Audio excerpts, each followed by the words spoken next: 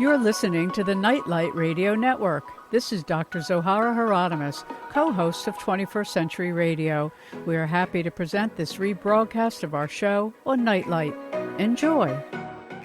Our guest this hour, Roberta Grimes, is a business attorney with a degree in early Christian history.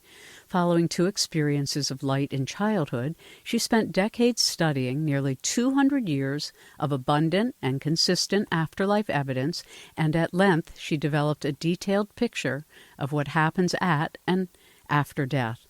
Roberta's The Fun of Dying was first published in 2010, and The Fun of Staying in Touch came out in 2014. When she realized that 2,000 years ago Jesus had told us things about God, reality, death, the afterlife, and the meaning and purpose of human life that are amazingly validated by modern afterlife evidence, in 2015, Roberta published Liberating Jesus. Now she continues her fun series and builds upon the truths of that book in her beautifully simple The Fun of Growing Forever. Thank you for rejoining us again, Roberta. Oh, I'm so glad to be here. Thank you for having me.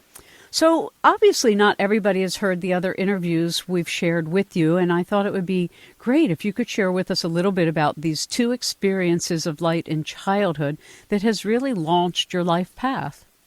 Yes. Well, when I was 8, I was a good little Christian child, and I woke up in the middle of the night one night. It was April 9th, 1955, I think. I even remember the date. It was quite alarming. I woke up and knew there was no God, and I was terrified. In the middle of that night, in the middle of my fear, there came a flash of light in the room, and a young male voice said, "You wouldn't know what it is to have me if you didn't know what it is to be without me. I will never leave you again."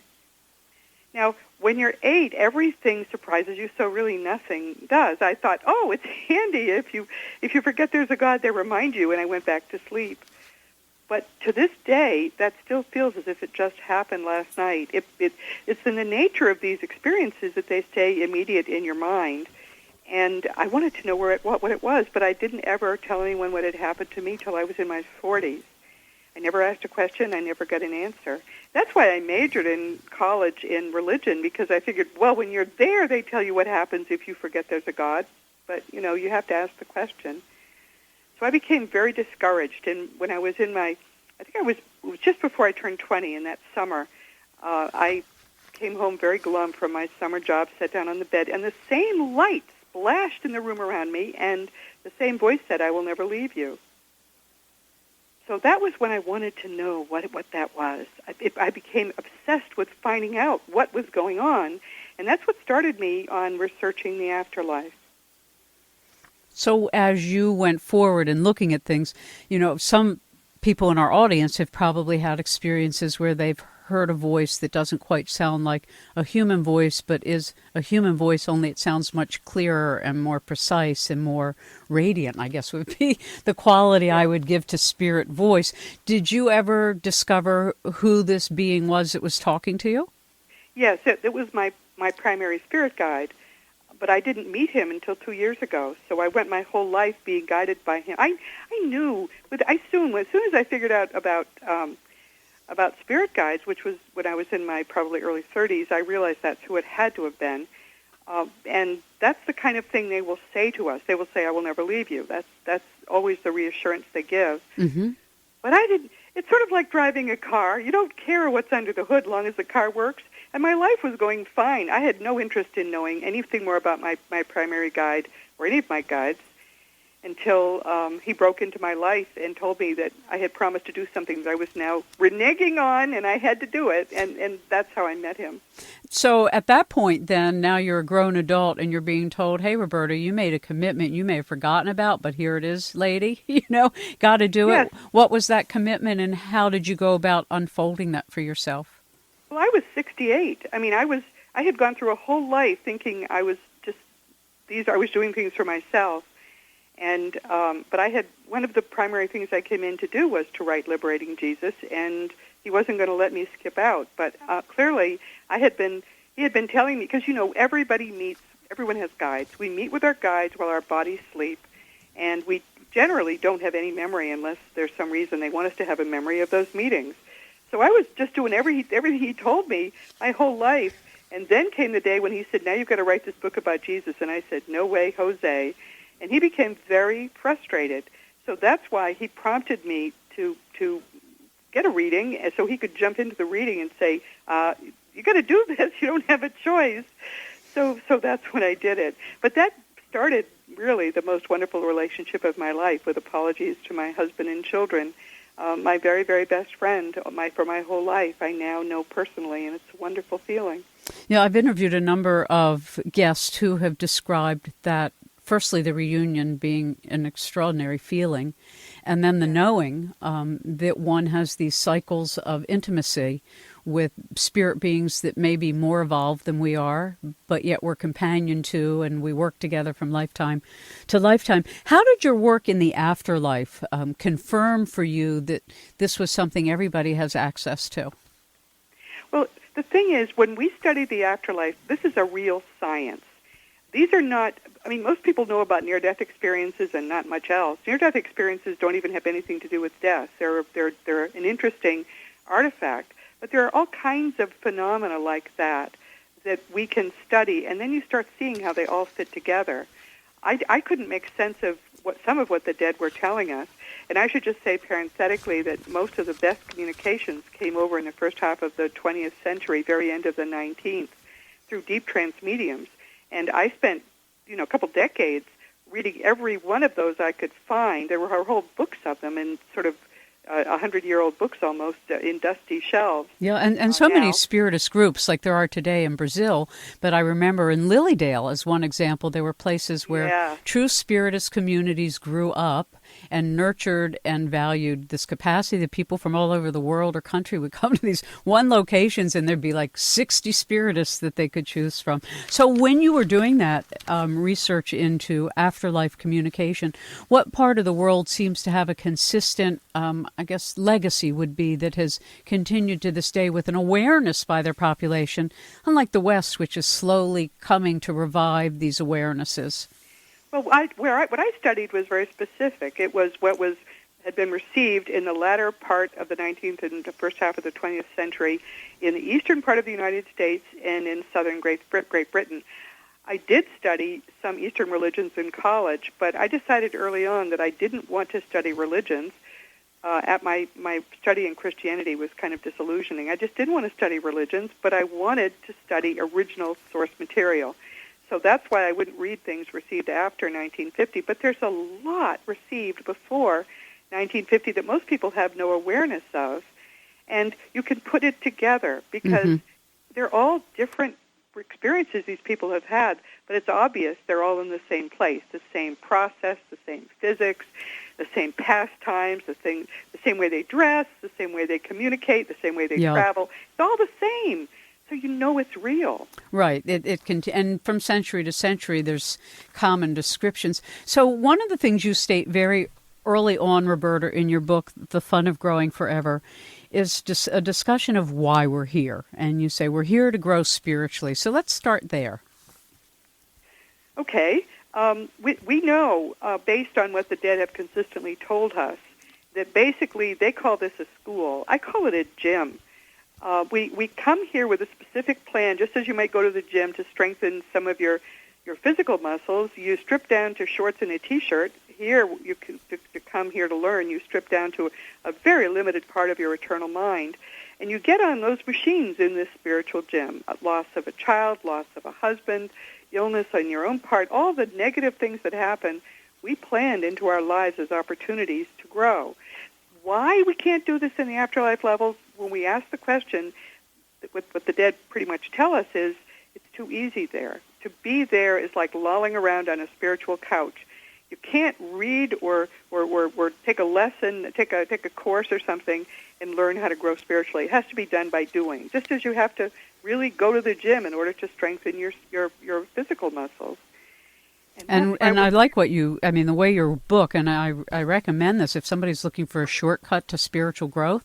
It's wonderful in that way because your book is broken into categories of the time for transformation is now, and then you go through these wonderful chapters, which we'll talk about, Spiritual Growth Made Simple. And then you have all these beautiful appendices. I mean, hundreds of resources if somebody's interested in these various topics. So in learning that we grow by incarnating and having these experiences, you also make very clear that this spiritual growth doesn't necessarily mean we don't have challenges, but it's what we do with our challenges. And you talk a lot about how earth minds, when we're here incarnate, we tend to be lazy, and we tend to adapt, and we tend to be controlled by rules. And when I first read that, I went, wow, that sounds like religion. And then you make this big effort of distinguishing between religion and spirituality. Yeah, we tend to equate them, and actually they're the opposite, because we now understand that the only thing that exists is what we experience as human consciousness. Obviously, it's much greater than what we experience as consciousness, but it's of the same nature. And it exists in a range of vibrations from the lowest, which is abstract fear, complete fear, to the highest, which is perfect love. And I know that sounds corny, but it turns out that what we experience as love is a sort of dim part of what is the most high vibration there is, the source vibration. It is perfect, intense love. Now, we'll think about religions. Religions are based in fear. All religions are. In Christianity, it's fear of God, a good God-fearing man, fear of the devil, fear of hell, fear of making a mistake, fear of guessing wrong. There are 40,000 odd different religious, just Christian denominations. What if you get the wrong one? Will God punish you then? Religions are based in fear, so religions make it impossible to grow spiritually as we need to grow. That could change, but until it changes, anyone who really wants to ace this lifetime can't do it through religion. One of the other things you say, and it's in your subtitle, Fun of Growing Forever, we can't transform the world until we transform ourselves. And Mahatma Gandhi certainly talked about that. You know, we have to become the change in the world we want to see. Oh, yes. Many people are feeling the need to fix the world. I mean, it's getting worse around us. And those we used to think were dead are telling us that indeed this horrible negativity we experience and would like to kill is basically the artifact of too many people over too long a time making the fear-based and not the love-based choice, which is what we're here essentially to do. We have free will, so we can choose right. And if you choose wrong, you create negativity. And they tell us that an active effort is being made on the very highest levels of reality to raise the consciousness of the whole planet. And that's what we have to do in order to create the kind of world we want to live in. We're going to take a break. When we come back, we'll talk some more with our guest. If you're just joining us, Roberta Grimes is not only an attorney, she's a novelist and a speaker based in Austin, Texas, and she's written a number of books, some of which we've talked about before on 21st Century Radio. However, tonight we're looking at her most recent release, The Fun of Growing Forever. We can't transform the world until we transform ourselves. It's a Christine Anderson Publishing and Media 2016 release. Learn more at Roberta Grimes, GRIMES.com. Hello, this is Nancy McMonigal, the President and Executive Director of the Monroe Institute. I just had the pleasure of talking with a very well-read, experienced, knowledgeable, and entertaining Zohara Hieronimus, who has a lot to share with all of us on her show and personally. And if you'd like to know, not just believe that you are more than your physical body, make sure you check out our programs at www.monroeinstitute.org. You are listening to 21st Century Radio with Dr. Zohara Hieronimus. Yeah, go to www.monroeinstitute.org here on the East Coast in Virginia for anybody really interested in developing some of these wonderful skills that help us have other experiences that enrich our lives and our understanding of our place in the what would we call that? The continuum. That's how I like to think of it. Roberta Grimes is our guest. She's the author of many books, most recently her book, The Fun of Growing Forever. We Can't Transform the World Until We Transform Ourselves, a 2016 release. And her website tells you more about her work at www.robertagrimes.com. So getting to some of the essence of what you share and what you say Jesus has to bring the world and why these teachings are still so important is two things, and we often talk about it and people may think about it, and it deals with forgiveness and gratitude. So let's first start with forgiveness. Why is forgiveness sort of a linchpin in our development and in bringing peace on earth? Simply put, forgiveness is how we make love possible. Until we are forgiving at a very high level, we really can't even love as we are called to love. Our natural state is love. Our minds are part of the only thing that exists, the mind that continuously manifests the universe. So our minds are naturally at a very high vibration. But because our minds are distracted by these things that bother us, and it isn't just people who do bad things to us, it's driving, or it's, the fact that we can't get the job we want, whatever is frustrating us, unless we can get that cleared out, that negative energy keeps us down. But once we have learned universal forgiveness, and you can learn it, and it's not hard, we're no longer bothered by any of this anymore. And your mind just naturally rises like a bubble in water. It's easy to love once you've cleared away all the obstacles to love's presence. Part of that journey, of course, deals with gratitude. One's like the right leg and the left leg. One is humility, the left leg in Kabbalah, and the right leg, Netzach, is like our enduring will to do. And so you kind of need these balances of aptitudes. So if forgiveness is one side of the coin, gratitude obviously has a lot to do with what we're able to do and how we go about doing it. What's interesting is that Jesus doesn't really talk about gratitude directly. It's implied in a lot of his teachings. But what I discovered when I set out to actually learn this for myself, I found that gratitude is sort of how you have to start. It sort of clears away all the negativity and brings you up to a base level. Because we live our lives with unless we've worked on this, we live our lives with kind of a base crankiness. Our lives are never perfect. We don't have exactly what we want. Our husband was cranky this morning, and that makes us cranky too. All the things that bother our lives, to clear that away, we've got to learn to be basically grateful for everything. And it's not hard to do that either. It becomes a set point for you that's just higher than your set point was. From there, it's much easier to learn universal forgiveness. Part of the experience you've had, and then you translate it into how other people can nurture, cultivate. I mean, like anything, whether it's gardening in the physical world or gardening our natures, it takes nurturance. You have to get rid of the weeds. You have to water it. It needs sunshine, it needs rest, etc. You talk about driving. Literally physically driving in our car. And I love this because I use driving for all kinds of developmental time. One of the things I've done for years, decades, is I try to picture the color of the next car coming just to hone in on my intuition. Or, is there going when you're driving on the highway? Should I get off at this exit or another?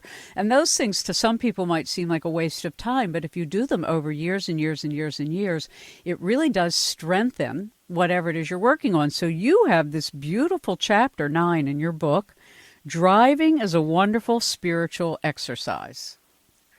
Well, of course, we're not doing it at your wonderful level where you're predicting car colors.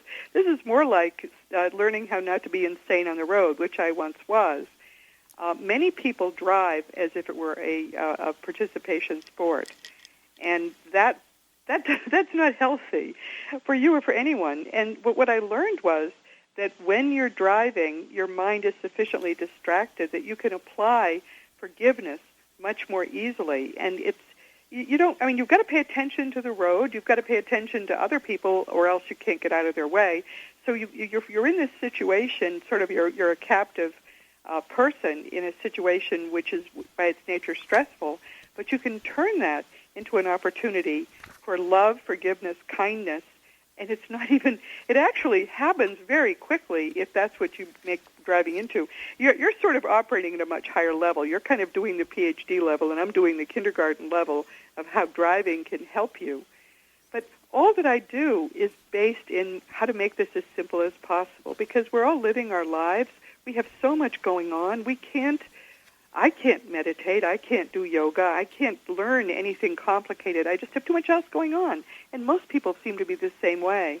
But the beauty of these teachings is that they're sort of a while you're at it kind of way over just a few months to really rapidly raise your vibration, and it stays high. You don't go back to the old ways. I'm amazed by that. Well, the beauty, really, Roberta, of this book, of all your books, your fun books, is that they are simple. They're big text, which I really appreciate, and with big, bold highlights of the main themes so that they're easy to use, easy as a study guide, easy to go back to. And what I liked about your driving exercise is that you really do turn it into a spiritual practice. And most of us drive. I mean, some people take public transportation, or they walk, or they ride their bike, but most people in the listening audience drive or are driven. Or even if you're in the bus, the same thing is to practice this awareness, because it really is a very good model for living in community. I mean, I agree with you. There are times where I feel like somebody would rather that I just crash and die on the highway than let me on or off, if they're speeding along or whatever. And that practice of forgiveness is really great because we have so many opportunities for it. Oh, yes. Yeah, and that's why it's valuable to use these teachings in your daily life, because we all have driving is a great example, but every day we have opportunities for forgiveness, whether it's a coworker or a spouse or child or just anything that happens in your life. There's another chance to forgive. So give us an example. There's literally thousands of methods. Give us how you do it. Like, let's say you're on the highway and somebody cuts you off. Describe to us what you would do and what your process is for forgiveness. Well, it's easier not to do it on the highway in the beginning, because there's a basic thing which is really, I think, the secret to learning to forgive. And I've since discovered that other people have other methods that work the same way. What we need to do, let's look at the reason people need to forgive, because things bother us. And it turns out, remember that sort of lazy mind you have that it learns quickly and then happily will change things if need be? We've taught our minds to react.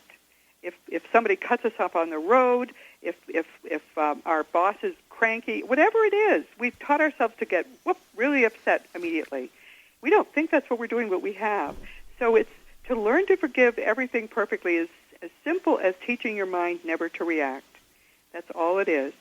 Now, you can do this on the road, but you might crash. So I recommend doing this primarily when you're not on the road. But what I learned to do is just use my arms to sort of imagine I'm gathering up whatever is bothering me, and you have to do this before it really sets in. My darn husband, he didn't take out the trash again. I'm going to get mad at him in 1 second. Before that happens, you gather up your husband, the trash, the morning, everything, and you gather it up and you make a nice tight ball out of it. And I believe we should jump into the ball ourselves, and we get it all tiny and tight. And then we push it away with both hands while we say, I love you, I bless you, I forgive, and I release. You may have to do it twice in the beginning. I did. But pretty soon you only do it once. And then you notice within a month or two, it's not bothering you anymore. You've retrained your mind not to react, because your mind is really lazy. If you're not going to react to what it serves up, it's going to stop doing it.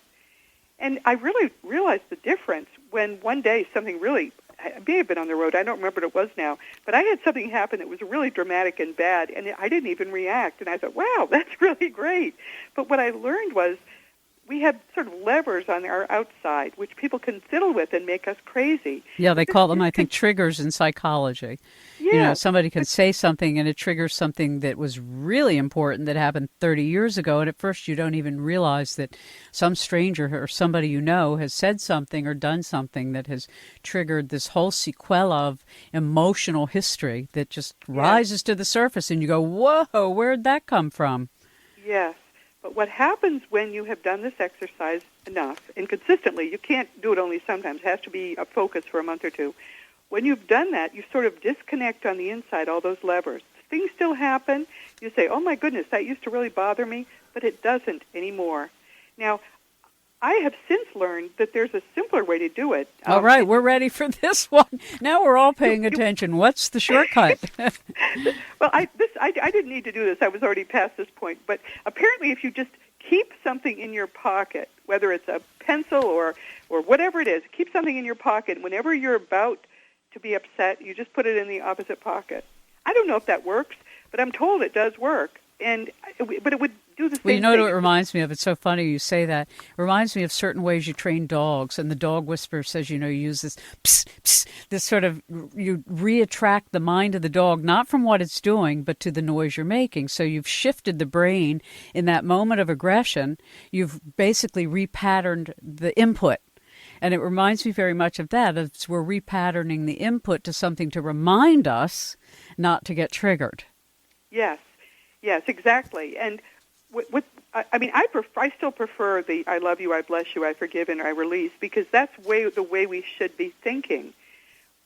Right, yes, which is also a very affirmative act. I mean, to say those words is to do good. I think we have a culture that has so undervalued would be the right word, undervalued prayer and the power of speech, affirmative speech. And yes, exactly that's right. why yes. Expressing gratitude, it's interesting, pretty much, I think of all the different spiritual teachers I've interviewed over some 30-odd years, and it doesn't matter from what discipline or what religion or what practice, but it's interesting to me how many of them have talked about gratitude and praying from a point of gratitude and not depravity. So the Native American would say when you do the rain dance, you thank Creator for the rain that has already fallen, and you smell the rain, and you touch the rain, and you taste the rain. You don't pray from a sensation of drought, even if you're in drought. And the same thing for forgiveness. I mean, I often feel that we don't always ask, not only for our higher self, but those around us, whether they're deceased loved ones or angels or spirit guides who are there to help us and assist us in our elevating our consciousness and changing our vibration, and therefore having access to better and better resource. But I sometimes feel like we don't know how to ask for gratitude. And the easiest way is to feel gratitude. Rather than to feel like, oh my God, I feel so ungrateful and I don't know why. And please, it's to say, wow, I really feel gratitude. And sometimes people, I've even talked to Buddhists who says it's just about smiling. Just practice smiling. The techniques and the tips are very simple, and it simply comes down to paying attention to whatever quality it is in your own life that you want to transform. And once we pay enough attention to it, we start listening to our own wisdom. It's very important, too, never to pray from lack. That was such a wonderful tip, because our minds are powerful. So if you say, oh, may I please have this new job, what you're saying is, I don't have this new job. Your mind is affirming what you don't want, and you're less likely to have it work. If you instead say, thank you for this wonderful job that is manifesting in my life. You claim the gift. You claim the rain. Exactly. You claim, but it turns out that spiritual physics is based in that. It's the most profound, normal thing in the world that if you pray from lack, you're not going to get it. If you pray in gratitude for the gift that you don't yet have, but still it's being manifested as you speak, you're much more likely to get what you want. Of course, because if you show gratitude and really feel that sense of gratitude to the universe, creator, whatever it is that you appreciate about your role in the cosmos, so to speak, that we experience the energy of gratitude, and then it draws to it those like things that manifest that gratitude. And it's the same way, it's a part of low magic where you have a symbol of something that you care about, like when I wear a wolf charm because I'm doing something with the wolf. It doesn't matter what it is, any quality that we want to draw to us, we bring that into our life in some form. So if you want, as you point out, to have a better job, you thank the universe already, or God, or however it is you do your addressing. Thank you for this opportunity of a new job. Yes. And I have always found that so interesting because oftentimes you'll hear people say, well, I got a whole shopping list of things I'm praying for. And the other thing that I've learned from many spiritual teachers is you pray for one thing, not a shopping list of 10 things, which helps you really identify what it is you actually need, not all the things you want. Yes. And it focuses your energy on manifesting what that thing is, as opposed to scattering it over a bunch of things. The other thing you point out is how important it is to be quick to apologize. Yes, yes. Yeah, and I've had plenty of opportunity, too. But it's in order to improve the vibration of your own mind and the vibration of the planet, you can't allow negativity to come between you and any other human being. This was the first lesson I ever learned from a client back 30-some years ago when I began as an attorney. He said, he was a salesman, and he said, whenever something goes wrong, I kind of pray something will go wrong when I get a new client, because then I can rush in and fix it, and I've got a client for life. And I thought that was a wonderful point. The more we think apologizing will make us seem weak, but instead it makes us seem wrong. We think if we apologize and say, gee, I'm so sorry I did that, whatever it was, people were going to say, oh, you idiot, you did that. Instead they think, oh, you probably aren't the one who did that. People love you for apologizing. And so that's kind of just a basic bit of wisdom and how we can make our own lives better and the lives of everyone around us better. It's a habitual thing. You want everybody to be happy, and that's part of how you help it happen. Right. And as I say, and if you don't feel that way, pretend that you do. And Yes. people look at me and go, well, that's faking it. And I said, no, that's practicing it. That's a good point. Well, it's really the truth, because even when athletes want to practice a swing or shoot to the basket, they'll practice it in their mind, and nobody says, oh, you're faking it. No, you're practicing it. So right. even when you don't feel, as my mother used to say when I was younger, and she'd say, how are you? And I'd say, fine. And her response would be, tell your face. Oh. So the message like was, well, mother. even if you're not, fake it, because it makes everybody else feel better around you. It certainly does. And it's not being fake. For you. It's being empowering for the community. And I think this is really important, and it seems so simple, but we've lost manners and a sensibility about manners. And I often joke now, and now I believe it's really true. It started out as a joke, and now I think it's true, that just having good manners is a spiritual path. At this point in our culture, to say thank you, that's gratitude. To say I'm sorry when you shut the door on somebody's foot, that's manners. But these are all aspects of spiritual paths. And so it struck me that there was a time in our culture where just decent manners was a form of collective spiritual discipline. So that even people that weren't like on a dedicated spiritual path, and for whatever astrological reasons their generation wasn't here to do that work, ours is, and everybody living now are on that path, that manners and just the notion of right human relations was a spiritual and remains a spiritual path. Yes, absolutely. I should point out, too, about the fun of living forever, is that it's based in the teachings of Jesus. Now, there are people listening who, because Christianity is a fear-based religion, are uneasy about talking about anything related to any other religion. These are the non-religious teachings of Jesus, simply applied, exactly what he came to teach. In point of fact, it's not religious practice, but since most Christians don't understand how serious Jesus is about his teachings, we may as well use them, since I think they're the easiest method to grow spiritually and to grow rapidly. And P.S., if you're a Christian, you can use these teachings with perfect confidence that you're not doing anything that's in violation of your religion. Our guest is Roberta Grimes. The book, The Fun of Growing Forever. We can't transform the world until we transform ourselves. It is a foreword by Jack Canfield. And you can go to www.robertagrimes.com. Hello, this is Joyce Levine. I'm the chair of the National Council for Geocosmic Research. You can learn more about our organization at www.geocosmic.org, and you can learn more about my astrology work at www.joycelevine.com. You are listening to 21st Century Radio with Dr. Zohara Hieronimus. Roberta Grimes is our guest. So, we often think of forgiveness as that which we do relative to our relationship to others. But there's also really times in our lives where the forgiveness is self-forgiveness. And it's not always something everybody has the easiest time with. So let's talk a bit about that. What techniques you have or how to go about the self-forgiveness? I think self-forgiveness is the hardest exercise we have to do, because and I hear from people all the time. I hear from people in grief, and whenever grief lasts, it's because we blame ourselves for the death. Mm-hmm. And when I tell people that, then suddenly that opens the floodgates and they talk about it. It's very hard. And a lot of it seems to me, comes first from, a lot of the success in beating it comes first from recognizing that you are perfectly loved. We think as Christians that, we've got original sin, God doesn't pardon us, God loves us, but he blames us, and so we're going to go to hell. We have a lot of negativity around ourselves, which comes from the fact that we are taught that we are so deficient.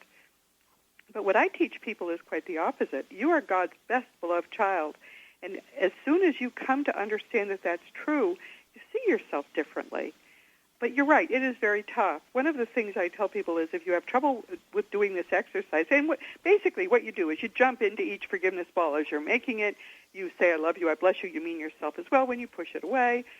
But if that doesn't work, then you need to get counseling. You need to get somebody to help you understand why it is you blame yourself. But the other thing I think you need to do is maybe not go to church for a while. Instead, spend time in meditation with God and understand that God perfectly loves you. Because how can you blame yourself when you are God's best beloved child? Doesn't God know better than you do? I mean, I've counseled people. The only people I've really had to spend time counseling have been people who have this problem. So you're right. It's a very difficult problem. And it's a road we each have to take on our own, because there isn't a mechanical way to change it. Only doing the mechanical exercise in forgiveness will help. But ultimately, underneath it, there may be things you need to work out with a counselor. One of the points you make in many different ways from different directions is this quality of forgiveness being a universal process.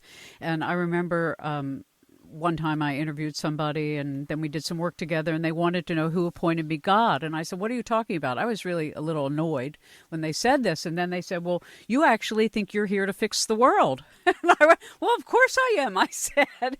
And it took me a while to appreciate what they were telling me was to try to forgive the world. Meaning, when we all get quiet enough and understand the world is exactly as the world needs to be, because all of humanity has created the world just as it is right this very moment, from the good to the bad, the ugly, the beautiful. And our job, as you point out, and as any spiritual counselor who's done the self-work to speak as a spiritual counselor knows, it really is about cultivating the self and cultivating the capacity for compassion and forgiveness and gratitude and all these things we've been talking about, but they sound like words until you start doing the practice, and the reward is in the practice, not the reading about it. But reading about it helps us. You're right. You can't read about it and have it have any effect on you.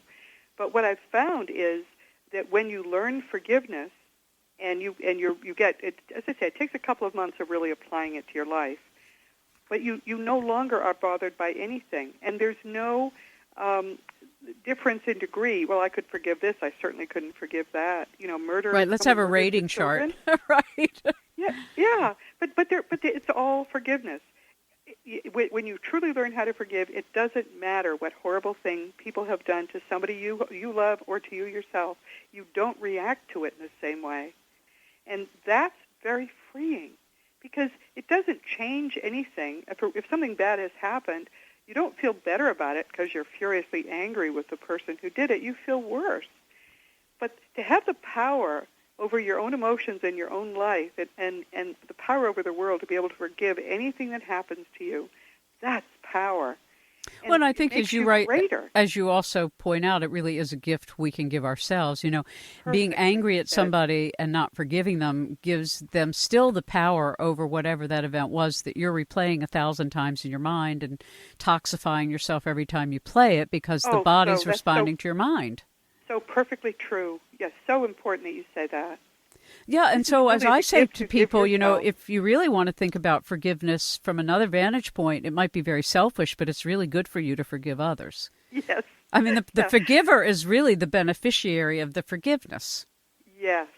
I mean, not to say the person who did the this or the that or the situation, but it changes the power of that waveform. I've often thought we can change history. Like if we all remote view the past and we all drop ourselves into 1943 during the war and we forgive the Germans and we forgive Hitler and we forget all the decisions that were made, it changes the impact of that waveform in the current psyche of the living and in the psyche of the dead who have souls who took part in that physical event. And so I actually look at physics as being this incredible love wave that comes in and changes the actual frequency of the event that occurred from the past. Yes, and because there is no time, objectively, the only place time exists is in our material universe. When we get outside of time, we are able to retroactively change history. That's something which I play with in my mind. It's very hard to understand, but you can see how having definitively applied positive power, mental power, to some key events in the past. Well, and if those who suggest we're in 10 dimensions simultaneously, and this always warps my own mind when I try to talk about it publicly with anybody. Yes. Oh, yeah, here we are in all 10 dimensions, and this is one of them. In some other dimension, we might be at war in the 1800s right now, and being able to forgive anybody who chooses, to do things that aren't life-elevating and aren't life-affirming helps us appreciate how much fear there is everywhere. And, and I've talked about this now for so many decades, this polarity between love and fear. People often think that hate is the opposite of love, but most people will suggest to you that it's fear. It is fear. Those we used to think were dead tell us that absolutely the lowest vibration is fear.